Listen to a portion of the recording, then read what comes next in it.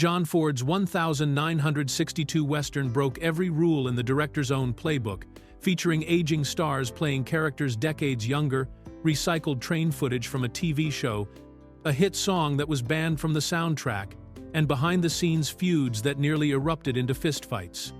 From casting a 50-year-old as a teenager to using music from a 1938 film, this supposedly straightforward cowboy tale hides secrets that are stranger than fiction. Here are the 15 weird facts you didn't know about the man who shot Liberty Valance. Fact 1. Budget cuts.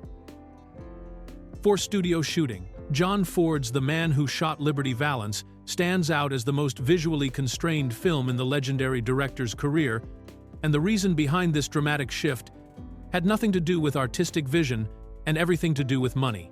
Paramount Pictures was cutting costs so aggressively that they refused to fund Ford's usual elaborate location shoots, forcing him to abandon the sweeping outdoor landscapes that had become his signature trademark. For decades, Ford had built his reputation on the breathtaking vistas of Monument Valley, transforming the red rock formations of Utah and Arizona into the mythic backdrop for classics like Stagecoach, The Searchers, and She Wore a Yellow Ribbon. These films featured vast horizons, dramatic lighting on natural rock formations, and the sense of endless frontier that made Ford's westerns feel epic and larger than life. Monument Valley wasn't just a location for Ford, it was practically a character in his films, representing the untamed American West in all its dangerous beauty. But when it came time to make The Man Who Shot Liberty Valance in 1961, Paramount executives made it clear that Ford would have to work within much tighter financial constraints. Cinematographer William Clothier later revealed the blunt reality of the situation, stating that there was one reason and one reason only for the dramatic change in production style. Paramount was cutting costs, period. Without the budget for location shooting, Ford had no choice but to accept the studio's terms or abandon the project entirely. The result was a Western unlike any other in Ford's filmography. Instead of the open range and towering rock formations that audiences expected, Liberty Valance takes place almost entirely on cramped Paramount soundstages in Los Angeles. The main street of Shinbone looks exactly like what it was, a studio set, and the few outdoor scenes were filmed in small, enclosed areas that couldn't capture the grandeur Ford was known for. This budget-driven decision fundamentally changed the film's visual language, creating a claustrophobic atmosphere that actually served the story's themes about the end of the Old West. Fact 2. Gene Pitney's hit song was banned. One of the most successful songs never to appear in its intended movie was The Man Who Shot Liberty Valance by Gene Pitney, which became a top 4 hit on the Billboard charts, despite being completely rejected by the film's director. Burt Bacharach and Hal David wrote this haunting ballad specifically for John Ford's Western, creating a song that perfectly captured the movie's themes of legend versus reality and the price of fame. However, Ford despised the song so intensely that he refused to allow it anywhere near his film, creating one of the most famous soundtrack rejections in Hollywood history. The song's creation began when Paramount Pictures commissioned Bacharach and David to write a theme song that could be used for promotional purposes and potentially become a radio hit. The songwriting duo crafted a dramatic ballad that told the story of a man who gains fame for killing a notorious outlaw, with lyrics that closely followed the film's plot about how legends are born from violence and tragedy. The song featured Pitney's distinctive vocal style, accompanied by a haunting violin solo that gave it an appropriately Western atmosphere. Gene Pitney was already established as a successful recording artist when he was hired to perform the song, having previously scored hits with Town Without Pity and other Bacharach compositions. Paramount paid him a substantial fee to record the track, and the recording session was well underway when Pitney received shocking news from one of the orchestra members. The musician informed him that The Man Who Shot Liberty Valance had already been released in theaters, meaning that Ford had definitively decided against using the song in his film. The rejection appears to have stemmed from Ford's personal dislike of the song rather than any technical or artistic concerns. According to Pitney, Ford simply hated the track and wanted nothing to do with it, preferring to use recycled music from his earlier films instead. Despite being banned from the movie, the song went on to spend 13 weeks on the Billboard Hot 100, reaching number 4 and becoming one of Pitney's most memorable recordings. Fact 3.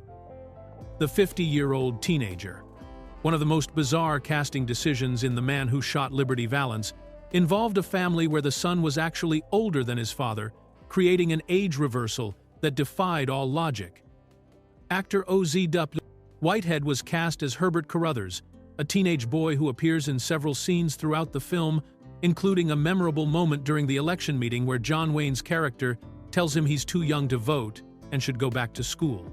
The problem was that Whitehead was approximately 50 years old when the film was shot in 1961, making him one of the oldest teenagers in movie history. The casting became even more absurd when you consider that Denver Pyle, who played Herbert's father Amos Carruthers, was actually 9 years younger than the man supposed to be his son.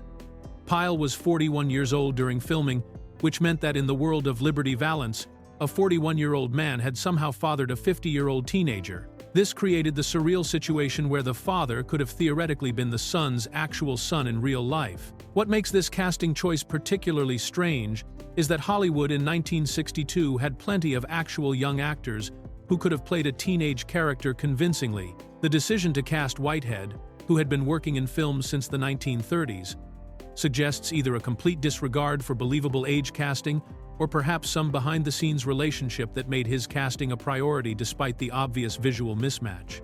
Whitehead had built his career playing much older characters, often appearing as elderly men or authority figures, so seeing him attempt to portray a youth who hadn't yet reached voting age created an unintentionally comedic effect.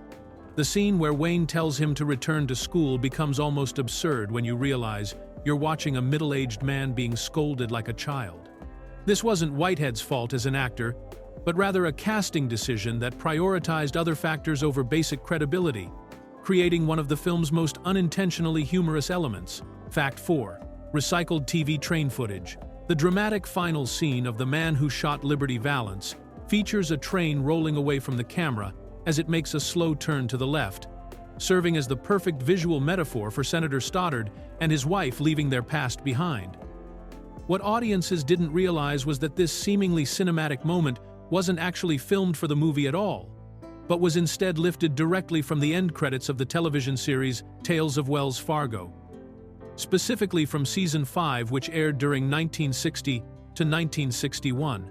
This recycling of footage was a common practice in Hollywood, known as using stock shots, which allowed studios to save money by reusing existing footage rather than filming new material. However, the Tales of Wells Fargo footage is particularly easy to identify because of its distinctive visual characteristics that don't match the rest of Ford's carefully composed film. The train scene was shot with a handheld camera, creating a slightly shaky documentary-style look that contrasts sharply with the steady, professional cinematography used throughout the rest of Liberty Valance. Eagle-eyed viewers can spot several telltale signs that this footage came from elsewhere. The scene features tall grass leaning dramatically in the wind as the train passes by, and most notably, there's an unmistakable white structure positioned to the right of the railroad tracks that becomes visible as the train makes its turn. These elements appear in multiple episodes of Tales of Wells Fargo, making the connection undeniable for anyone familiar with both productions. Tales of Wells Fargo starred Dale Robertson as Jim Hardy, a Wells Fargo detective who traveled throughout the Old West solving crimes and protecting stagecoach shipments. The show ran from 1957 to 1962, overlapping with the production of Liberty Valance, which made the footage readily available for Paramount to repurpose. While the reused footage doesn't diminish the emotional impact of the scene, it represents another example of the cost-cutting measures that shaped every aspect of the film's production. Fact 5.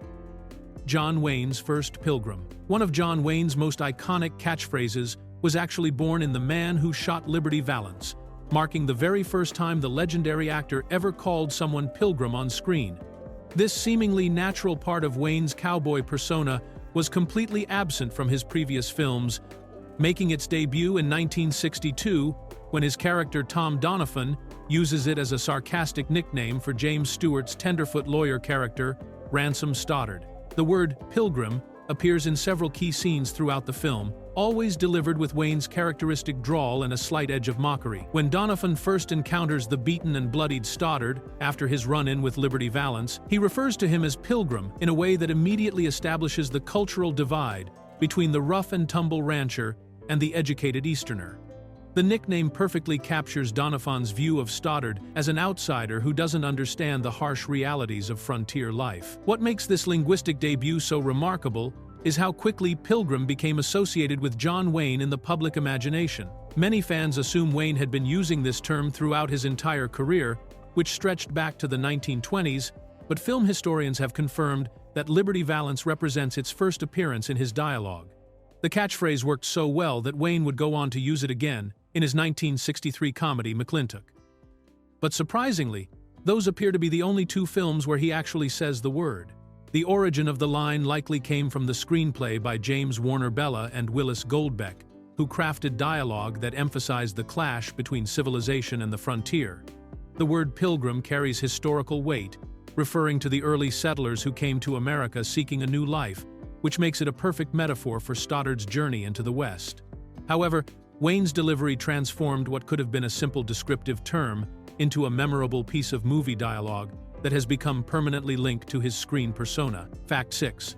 Woody Strode's dangerous stunt. One of the most physically demanding scenes in The Man Who Shot Liberty Valance required Woody Strode to risk his own safety while carrying John Wayne to rescue him from a burning building, and the circumstances behind this stunt reveal both the limitations of Hollywood stunt casting and John Ford's ruthless directing style. Strode, who played Pompey, Tom Donovan's loyal ranch hand, had to perform this dangerous sequence himself because the film industry couldn't provide a black stunt double who matched his impressive physical build and appearance. Strode was an imposing figure at 6 feet 4 inches tall and weighing 210 pounds, with the muscular frame of a former professional football player and decathlete. His athletic background made him uniquely qualified to handle physically demanding scenes, but it also meant that finding a suitable double was nearly impossible in an era when the pool of available black stunt performers was extremely limited. The film industry's lack of diversity behind the camera meant that actors like Strode often had no choice but to perform their own dangerous work. The house fire scene occurs after Tom Donovan, devastated by losing Hallie to Ransom Stoddard, gets drunk and burns down the home he had built for their planned marriage. In the script, Pompey rushes into the burning building to save his employer, physically carrying the larger man to safety. This required Strode, who was 47 years old during filming, to lift and carry Wayne, while navigating a set filled with real flames and smoke effects. What made the situation even more uncomfortable was Ford's response to the stunt arrangements. When the director learned that Wayne was planning to use a stunt double while the older Strode would perform his own dangerous work, Ford publicly shamed Wayne in front of the entire crew. Ford announced that Woody was an old man who had to carry Wayne and didn't need a double, effectively pressuring Wayne into performing the scene himself.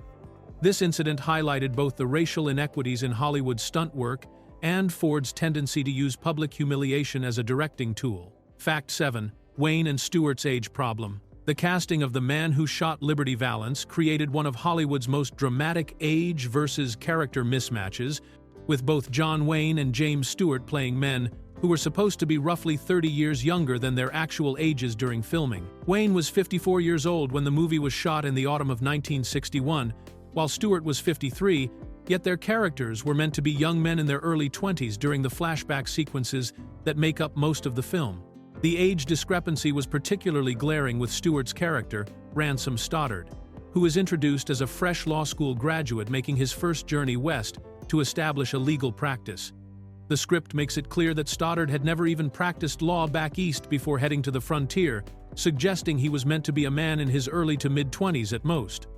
Watching a 53-year-old Stewart attempt to portray this youthful idealism created a visual contradiction that threatened to undermine the story's believability. John Ford and his production team were well aware of this casting challenge and made several decisions to minimize the obvious age problem. The most significant choice was filming the entire movie in black and white, even though Ford had successfully used color in previous westerns like The Searchers and She Wore a Yellow Ribbon. Black and white cinematography helped soften facial lines and age-related details that would have been much more obvious in color film, providing a kind of visual mercy for the aging stars. The decision to use older actors wasn't entirely unusual for the era, when movie stars often continued playing romantic leads well into their 50s and beyond. However, the specific age gap in Liberty Valance was extreme even by 1960s standards. The film's structure, with most of the story told as a flashback from the perspective of the elderly Senator Stoddard, helped justify the casting by framing the events as memories from decades earlier, though it couldn't completely solve the visual problem of middle-aged men playing characters young enough to be their sons. Fact 8. Music stolen from Lincoln film. Instead of commissioning an original musical score for The Man Who Shot Liberty Valance, John Ford made the unusual decision to recycle the main musical theme from his own 1938 film, Young Mr. Lincoln, creating one of the most blatant examples of musical self-plagiarism in Hollywood history. The theme, originally composed by Alfred Newman for the Henry Fonda biographical drama, was lifted wholesale and repurposed as the opening music for this Western, despite the two films being completely unrelated in story, setting, and tone. Young Mr. Lincoln had been one of Ford's most acclaimed dramas, telling the story of Abraham Lincoln's early years as a lawyer in Illinois during the 1830s and 40s. Newman's score for that film was designed to evoke the dignity and mythic quality of Lincoln's character, with sweeping orchestral arrangements that suggested both American patriotism and personal tragedy. The music worked perfectly for a film about one of America's greatest presidents, but its connection to a Western about frontier justice and political corruption was tenuous at best. The decision to reuse this 23-year-old musical theme appears to have been another cost-cutting measure imposed by Paramount Pictures, which had already forced Ford to abandon location shooting and work within a severely restricted budget. Rather than hiring Newman or another composer to create original music that would complement the specific themes and mood of Liberty Valance, the studio apparently decided that existing music from Ford's catalog would be sufficient for the new production. Interestingly, Newman's theme from Young Mr. Lincoln had already been repurposed once before, appearing in a somewhat different form in a trailer for River of No Return, a 1954 film starring Robert Mitchum and Marilyn Monroe.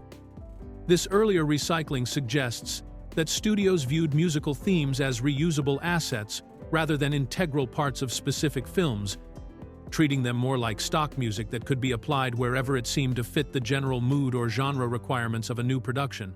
Fact 9. Liberty's Dead Man's Hand. In one of the most ominous pieces of foreshadowing in The Man Who Shot Liberty Valance, the villain's final poker hand before his deadly confrontation contains aces and eights, a combination known throughout the American West as the Dead Man's Hand. This detail appears during the saloon scene where Liberty Valance is gambling just before he issues his challenge to ransom Stoddard for their climactic gunfight, and the card combination serves as a dark prediction of what's about to happen. The Dead Man's Hand carries significant historical weight in Western folklore, stemming from the legendary death of Wild Bill Hickok in Deadwood, South Dakota, on August 2, 1876. According to the most widely accepted version of the story, the famous gunfighter and lawman was playing poker in Nuttall and Mann's saloon when Jack McCall shot him in the back of the head. When Hickok's body slumped forward onto the table, witnesses claimed he was holding 2 black aces and 2 black eights, along with an unknown 5th card that was supposedly lost in the confusion following the shooting.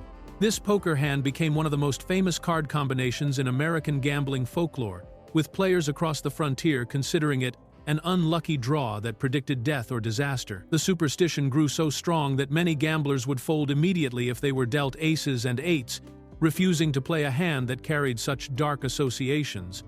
The combination became so closely linked with violent death that it appeared regularly in Western stories, dime novels, and eventually Hollywood films as a way to signal impending doom. John Ford's decision to give Liberty Valance this specific hand represents a perfect example of the director's attention to historical detail and his understanding of Western mythology. The choice wasn't accidental, but rather a deliberate reference that audiences familiar with frontier legends would immediately recognize as a death omen. Ford frequently included such historical references in his films, weaving real Western folklore into his fictional stories to give them added authenticity and emotional weight.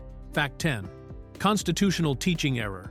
One of the most embarrassing mistakes in The Man Who Shot Liberty Valance occurs during a classroom scene where the supposedly educated lawyer Ransom Stoddard demonstrates a shocking ignorance of basic American civics while teaching his frontier students. During the lesson, Stoddard asks his class what document represents the supreme law of the land, and Pompey, played by Woody Strode, correctly answers that it's the Constitution. However, instead of praising this accurate response, Stoddard actually corrects Pompey and tells him the answer is the Declaration of Independence, creating a glaring educational error that undermines the character's credibility as a learned man. This mistake reveals a fundamental misunderstanding of American government that no law school graduate should ever make. The Constitution is indeed the supreme law of the United States, establishing the framework for government, defining the powers of different branches, and serving as the ultimate legal authority that all other laws must follow. The Declaration of Independence, while historically significant as the document that announced America's separation from Britain in 1776, has no legal authority and cannot be amended or used as a basis for court decisions. The error becomes even more problematic when you consider that Stoddard's character is supposed to represent education, civilization, and legal knowledge, in contrast to the rough frontier culture around him. Throughout the film, his expertise in law and government serves as his primary qualification for bringing order to the lawless territory of Shinbone. Having him demonstrate such basic ignorance about the foundation of American law undermines one of the central themes of the story, which pits book learning against practical experience.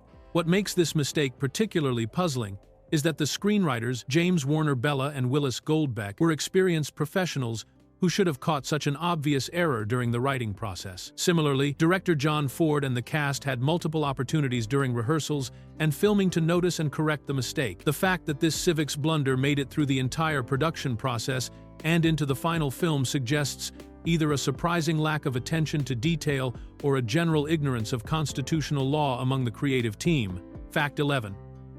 Father younger than son. The Carruthers family and the man who shot Liberty Valance defied all biological possibility, with the casting department creating a father-son relationship where the parent was actually 9 years younger than his child in real life. Denver Pyle, who played Amos Carruthers, was 41 years old during filming in 1961, while O.Z. Whitehead, cast as his teenage son Herbert, was 50 years old, making this one of the most age-inappropriate family casting decisions in Hollywood history. This bizarre arrangement meant that audiences were watching a middle-aged man pretend to be the father of someone who could have realistically been his own father, creating a visual contradiction that defied basic logic. Pyle, who would later become famous for playing Uncle Jesse in The Dukes of Hazzard, was still relatively young and vigorous during the Liberty Valance production, while Whitehead had been working in films since the 1930s and clearly showed his advanced age on screen. The casting becomes even more absurd when you consider the specific family dynamic portrayed in the film. During the election meeting scene, Amos Carruthers appears as a concerned parent trying to manage his supposedly teenage son Herbert, who is told by John Wayne's character that he's too young to vote and should return to school. Watching a 41-year-old man attempt to parent a 50-year-old teenager created an unintentionally comedic effect that completely undermined the scene's intended realism. What makes this casting choice particularly puzzling is that Hollywood, in 1962, had access to actual young actors who could have convincingly played a teenage character without creating such an obvious age mismatch. The decision to cast Whitehead as Herbert, despite his clearly middle-aged appearance, suggests that other factors beyond age appropriateness influenced the casting process. Whether this was due to personal relationships, contract obligations, or simply poor judgment from the casting director, the result was a family relationship that violated basic biological reality and created one of the film's most unintentionally humorous elements. Fact 12. Ford's racist humiliation tactic. James Stewart experienced one of the most uncomfortable moments of his career when John Ford falsely accused him of racism in front of the entire cast and crew, turning a simple costume criticism into a weapon for public humiliation. The incident occurred when Ford asked Stewart for his opinion about Woody Strode's costume for the film's beginning and ending scenes, where the actors were supposed to appear 25 years older than during the main flashback story. Stewart, who had enjoyed a remarkably smooth relationship with Ford throughout the production, made what he thought was an innocent observation about Strode's outfit. He told Ford that the costume looked a bit Uncle Remus-y to me, referring to the stereotypical clothing associated with the Uncle Remus character from Southern folklore and Disney's Song of the South. Stewart's comment was apparently meant as a straightforward critique of the costume design, suggesting that it relied too heavily on outdated racial imagery. Ford's response was swift and devastating. Instead of discussing the costume privately or taking Stewart's concerns seriously, the director called for the attention of everyone on set and made a public announcement that completely twisted Stewart's words. Ford declared that one of their players didn't like Woody's costume, then added that he didn't know if Stewart had a prejudice against black people, but he wanted everyone to know about it. This calculated humiliation turned a costume discussion into a false accusation of racism delivered in front of dozens of cast and crew members. Stewart later described the experience as wanting to crawl into a mouse hole, feeling completely blindsided by Ford's public attack on his character. The incident revealed Ford's cruel streak and his willingness to use accusations of racism as a tool for controlling and humiliating his actors. John Wayne, who had endured similar treatment throughout the production, welcomed Stewart to what he called the club, acknowledging that Ford's abusive behavior was a regular part of working with the legendary director. The incident demonstrated how Ford weaponized social issues to maintain his authoritarian control over film sets. Fact 13. Newspaper continuity chaos. The Shinbone Star newspaper in The Man Who Shot Liberty Valance appears to have discovered the secret to stopping time, maintaining the exact same volume and issue number across what should have been months or even years of story progression. Both newspapers that appear prominently in the film carry the identical marking of Volume 30, Number 42, despite covering completely different events that occur weeks or months apart in the story's timeline. The first appearance of this mysterious publication occurs when Ransom Stoddard compliments newspaper editor Dutton Peabody on an edition with the headline, "Cattlemen Fight Statehood." This issue shows the Volume 30, Number 42 designation, which would be perfectly normal for any small-town newspaper trying to keep track of its publication history. However, the same volume and issue number reappears much later in the film when Liberty Valance picks up a newspaper during the delegate election sequence, this time featuring the dramatically different headline, "Two Homesteaders Killed by Liberty Valance and Gang." The timeline between these two newspaper appearances spans a significant period during which multiple major events occur in Shinbone. Ransom Stoddard establishes his law practice, opens a school, begins teaching both children and adults to read, and becomes deeply involved in the political movement towards statehood. Meanwhile, Liberty Valance continues his reign of terror, the romance between Stoddard and Hallie develops, and the territorial convention approaches. All of these events would realistically require weeks or months to unfold, during which time any normal newspaper would have published dozens of new issues. This continuity error suggests either remarkably careless prop management or a production team that assumed audiences wouldn't pay close attention to such details. Small-town newspapers in the 1800s typically published weekly editions, meaning that even a modest time gap between the two scenes would have required different issue numbers. The mistake reveals the kind of oversight that occurred when studios were cutting costs and rushing production schedules, prioritizing major story elements while neglecting the small details that help create believable fictional worlds.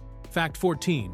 Mysterious dirt writing. One of the most puzzling visual mysteries in The Man Who Shot Liberty Valance appears during the film's climactic gunfight scene, where sharp-eyed viewers can spot what looks like the word "left" written in large, widely spaced letters in the dirt at James Stewart's feet. This strange marking appears just as Ransom Stoddard confronts Liberty Valance and reaches down to pick up his dropped gun, creating a visual detail that has sparked decades of debate among film enthusiasts and movie trivia experts.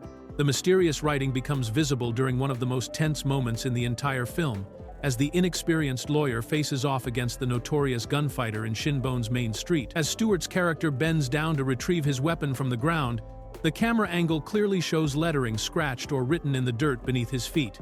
The positioning and timing of this marking has led to numerous theories about its origin and purpose, with movie fans proposing explanations ranging from practical filmmaking needs to elaborate hidden messages. Some viewers have suggested that the marking was a blocking cue intended to help James Stewart know where to position himself during the complex scene, though film experts point out that such directional aids are typically placed outside the camera's view, and that a seasoned actor like Stewart wouldn't need such obvious guidance. The theory becomes even less likely when you consider that blocking cues are usually much simpler marks rather than spelled-out words, and they're carefully positioned to remain invisible to audiences. Another theory proposes that the writing might be a warning message from John Wayne's Tom Donovan, who is hiding in a nearby alley preparing to take the shot that will actually kill Liberty Valance. However, this explanation doesn't make sense within the story's logic, since Donovan wants to keep his involvement secret and wouldn't risk exposing himself by leaving obvious messages in the street. Most film scholars now believe the marking is simply an accidental inclusion of footprints, shadows, or debris that creates an optical illusion resembling letters when viewed at the right angle. Fact 15. John Wayne's shirt color magic. John Wayne's wardrobe performs an impossible color-changing trick during the burned house sequence in The Man Who Shot Liberty Valance, with his shirt mysteriously transforming from black to gray and then back to black again within the span of a single scene. This baffling costume continuity error occurs during one of the film's most emotionally dramatic moments, when Tom Doniphan's house catches fire after he burns it down in a drunken rage over losing Hallie to Ransom Stoddard. The scene begins with Wayne wearing a distinctly black shirt as he stumbles around his burning home, devastated by the realization that his romantic hopes have been destroyed. However, when the camera angle changes and shows him inside the smoke-filled building, his shirt appears to be gray rather than black, creating a jarring visual inconsistency that's impossible to miss once you notice it. The color change is so complete and even across the entire garment that it can't be explained by lighting conditions, shadows, or the effects of smoke and fire. What makes this continuity error particularly puzzling is that it happens again in reverse just moments later. After Wayne's shirt appears gray during the interior shots of the burning building, it returns to its original black color when Woody Strode's character Pompey rushes in to rescue him and carry him to safety. The transformation back to black is just as complete and uniform as the initial change to gray, suggesting that this wasn't a gradual effect caused by soot, dust, or other environmental factors that might accumulate during filming. The most logical explanation for this wardrobe mystery is that the scene was filmed over multiple days or required reshoots using different costume pieces, with the wardrobe department failing to maintain consistency between the various takes. However, the precision of the color changes and their perfect timing with specific camera angles suggests that this might have been a more complex production issue involving different lighting setups, film stock variations, or even post-production processing that affected how the costume colors appeared on screen.